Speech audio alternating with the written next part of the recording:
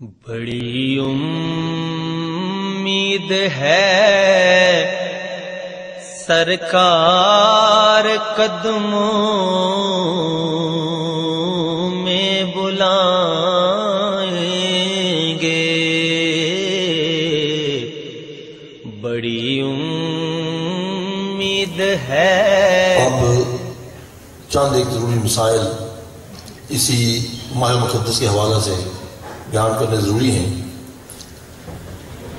کیونکہ اسی مہینے میں مختلف واقعات رونما ہوئے۔ یکم رجب کو حضرت امام باقر رضی اللہ عنہ کی ولادت ہوئی، اور 13 رجب کو حضرت علی المرتضیٰ کی ولادت ہوئی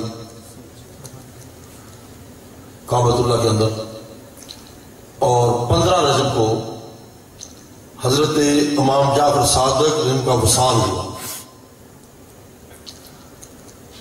اسی حوالے سے ایک بات بڑی اہم ہے کہ امت مسلمہ میں ایک بہت بڑی غلط فہمی پیدا ہو چکی ہے کہ حضرت امام جعفر صادق رضی اللہ عنہ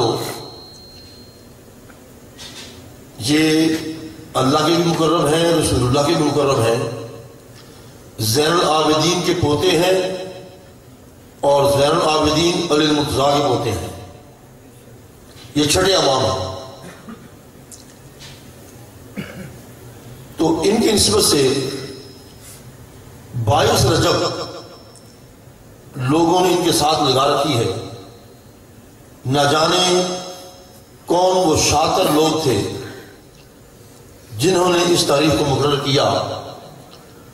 22 رجب نہ ان کی ولادت کا دن ہے، نہ ان کے وصال کا دن ہے۔ ان کا وصال 15 رجب کو ہوتا ہے، اور ان کی ولادت 17 ربیع الاول کو ہے۔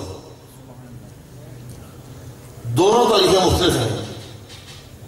22 رجب کا ان سے کوئی تعلق نہیں بنتا۔ اب امت میں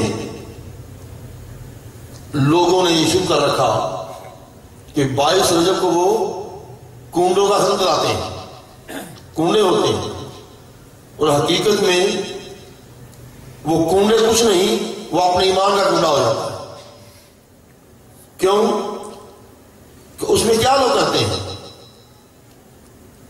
قرآن نہیں پڑھتے، نوافل نہیں پڑھتے، ساری رات جاگتے ہیں، ساری رات جاگتے ہوئے نہ قرآن کی تلاوت، نہ کسی اللہ کے بندے کا ذکر،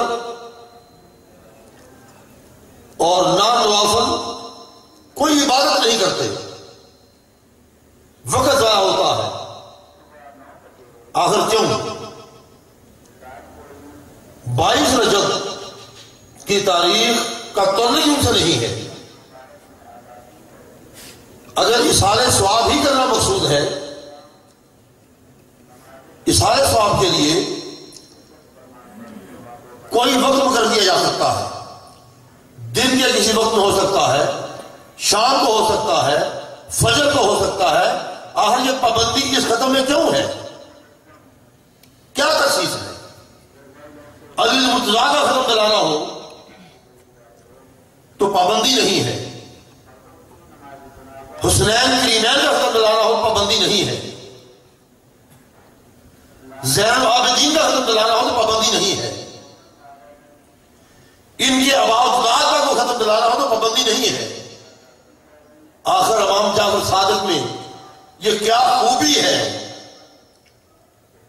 کہ اتنی پابندیوں سے ختم دلایا جاتا ہے؟ یہ خرافات ہم نے آج خود اختیار کر رکھی ہیں، اس کا تعلق ثواب سے کچھ نہیں، قطعاً کوئی ثواب نہیں۔ پھر اس ختم پر قرآن نہیں پڑھا جاتا، وہ لکڑہارے کی کہانی پڑھی جاتی ہے، بیویوں کی کہانی پڑھی جاتی ہے۔ خدا کے بندوں ختم دلانا ہے تو قرآن پڑھو، اللہ نے ہمیں قرآن دیا ہے۔ کلام کی اہمیت ہے. کیا صاحب قبر کو، امام جعفر صادق کو اور لکھ رہا ہے کہانی کا ثواب پہنچے گا؟ اگر ثواب پہنچنا ہے تو قرآن کی تلاوت کا پہنچے گا، ثواب پہنچنا ہے تو معافی کی ادائیگی کا پہنچے گا، وہ لکھ رہا ہے کہانی کا نہیں پہنچے گا. اس لیے میں آپ حضرات سے یہی التماس کرتا ہوں کہ ایسی خرافات کو اپنے گھروں میں جگہ نہ دیں. یہ خرافات ہیں، ان کا ختم دلانا ہے تو جس طرح باقی حضرات کا ختم دلایا جاتا ہے اس طرح ختم دلایا جائے. اور پھر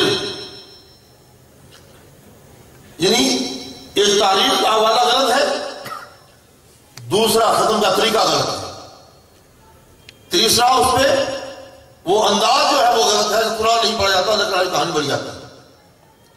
اس لیے اس خرافات سے بچنا چاہیے. ایک یہ ضروری بات کہنی تھی کیونکہ آج 17 ہے اور جمعرات کو 22 آ جائے گی، اور میں اس خرافات سے آپ کو بچانا چاہتا تھا. میں نے اپنی ذمہ داری نبھا دی ہے، میں نے جو بتانا تھا بتا دیا ہے. اب عمل آپ کے ذمہ میں ہے. اگر وہ عمل جاننے کے باوجود نہیں کرے گا تو وہ ضرور گناہ گار ہوگا.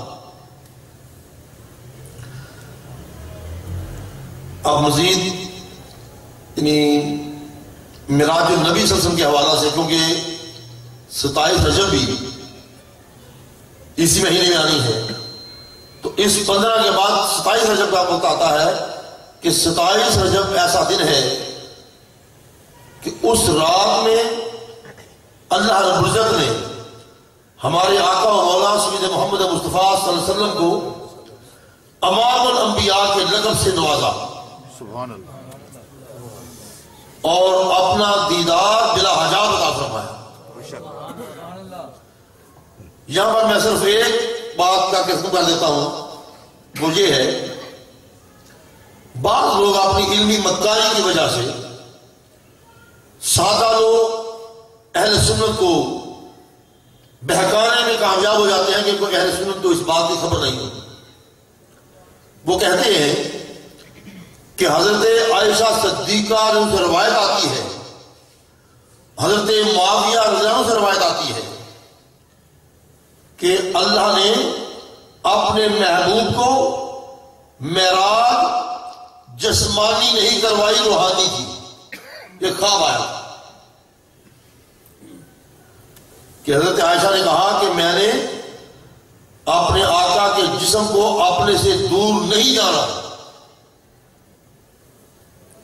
یہ روایت بیان کر کے لوگ سمجھتے ہیں عائشہ صدیقہ کا تعلق ذات مصطفیٰ سے بڑا قریب ہے، جو وہ روایت کر رہی ہے وہ درست ہے تو ممکن ایسا ہی ہو کہ وہ روحانی ہو، خواب آیا ہو، جسمانی نہ ہو.